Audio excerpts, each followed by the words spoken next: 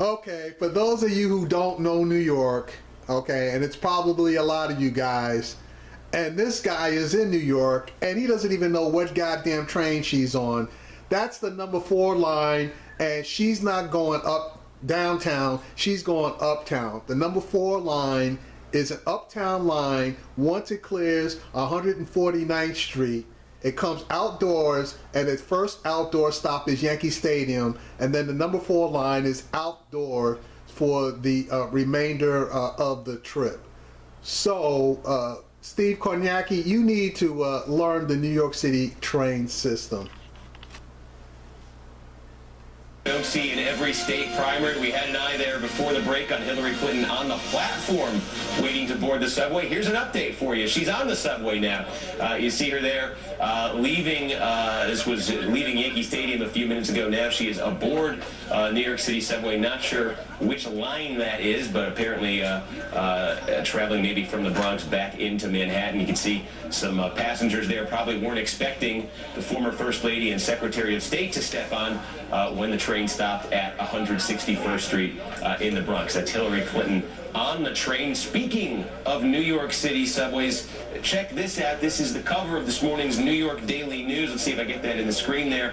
Telling Ted Cruz to take the FU train. Ted Cruz, of course, made headlines a few months ago when he criticized Donald Trump for what he called New York values. Now it's New York votes that Ted Cruz needs. He was in the Bronx yesterday campaigning, trying to at least pick off delegates on the Republican side here. But the New York Daily News, this is the paper famously 40 years ago, had said Ford to city, Gerald Ford to city, dropped dead. The New York Daily News giving him a very unwelcome greeting to the city, and also a reminder of what it's like to campaign in New York. This is a media cauldron unlike any other. The intensity, the scrutiny, the in-your-face tabloid style. When you come to New York as a candidate, especially a presidential candidate, you are getting a taste of media coverage you do not get anywhere else. And joining us now is someone who knows all about that, Andrew Kurtzman, a longtime New York political journalist. He has been at the center of the New York media political circus many times. He's also written 2 books about important New Yorkers, Rudy Giuliani and Bernie Madoff. He's now an independent political strategist, unaligned in this race. But Andrew, we put the Daily News up here. This is a little taste of what they're in for. What are these candidates in store for here over the next 2 weeks? Well, I think you're watching this kind of perfect storm play out in real time, literally in the last half hour. I mean, the New York media operates in a kind of perpetual state of feeding frenzy on a slow day.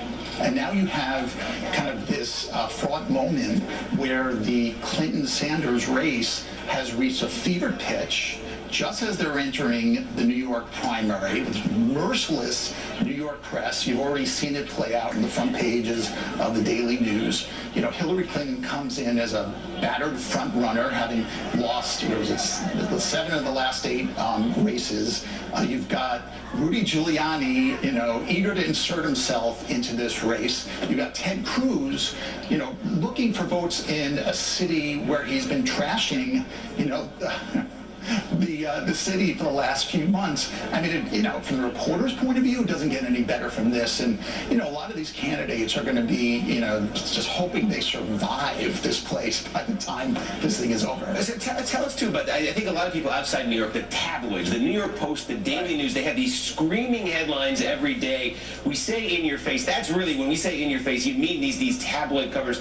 The role of these, the influence of these. I picture people walking around the city every day, even if they don't pick it up, they're seeing it. They can't help but read it and see the pictures. That's right. Well, the American media has taken a real kind of hit over the last decade, but we're seeing this week that 1,000 tweets and Facebook posts don't really have the focus of a tabloid headline, right? They have the ability to set the agenda in a way that this kind of blizzard of internet news doesn't have. And it's kind of a nice thing for us kind of journalistic romantics.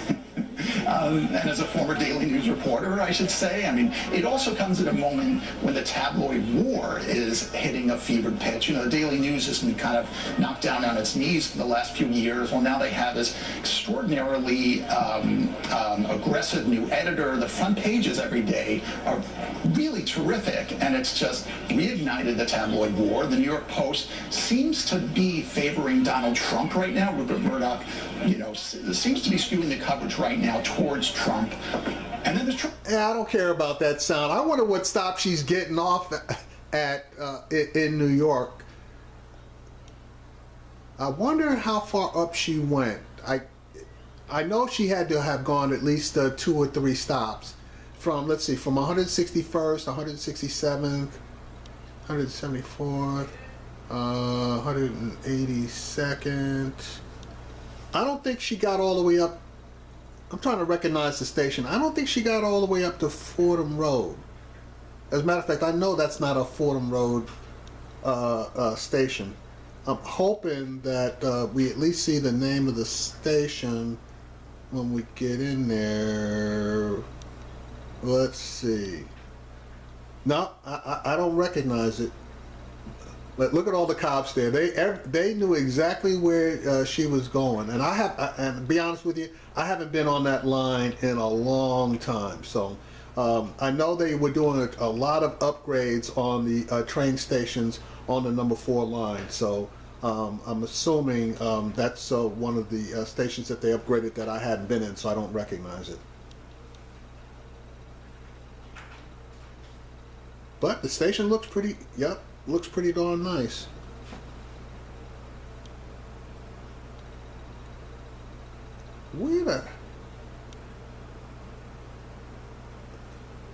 Man, too bad we couldn't see that sign.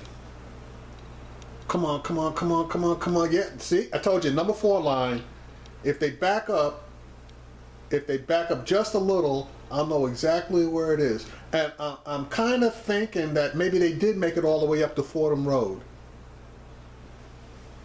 Because that's the area that it looks like. It looks like it's Fordham Road in the Bronx. Nope. Okay, there it is, 170th Street. Okay, 170th Street. So and that's a heavily Hispanic area on that side of the Bronx. So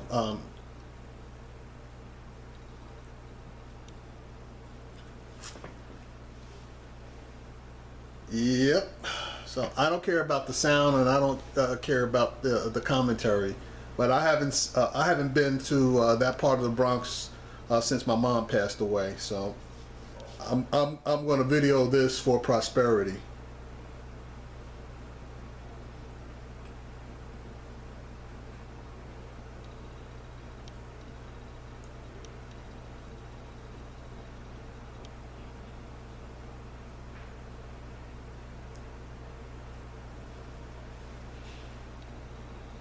Hundred and 70th Street.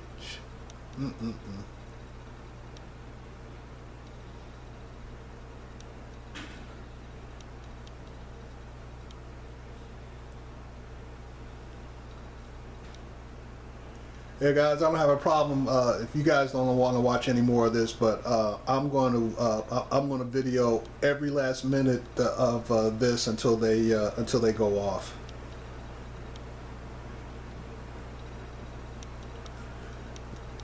That's 170th Street and Jerome Avenue in the Bronx.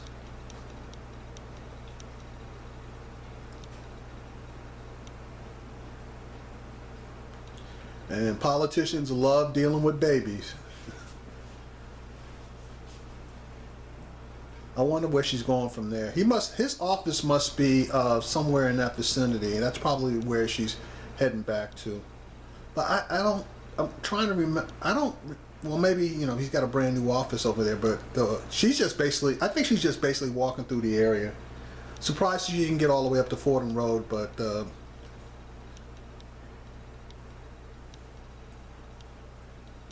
yeah, this is photo op forever.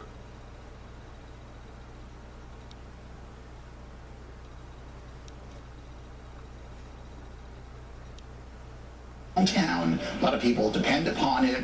It's not necessarily the way to go, but this is an interesting era in New York City, right?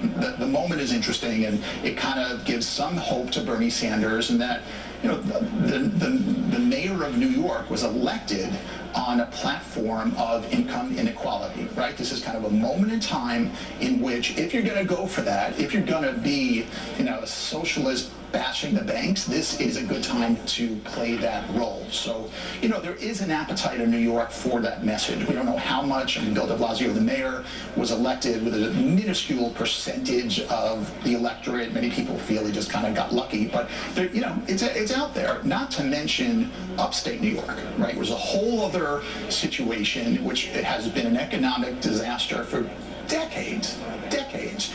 They're open to that kind of message. They're open to the Trump message, the Sanders message. Both, as has been widely pointed out, have kind of overlap, right? It's an interesting race. We said Donald Trump, but we played the clip of him earlier. He had his rally last night. He said it's great to be home, great to be back in New York. I think he really felt that coming off the Wisconsin loss. We're looking again at these pictures of Hillary Clinton. She's back above ground now. She's got that horde of press around her. I'm sure plenty of people on the sidewalks too, just looking, as you see, they're just looking to shake her hands, just looking to say hi, maybe even get a picture there. You think she's happy to be back here in New York? Oh, yeah. I was at Medgar Evers College the other day when she held a rally. It was a mostly black college.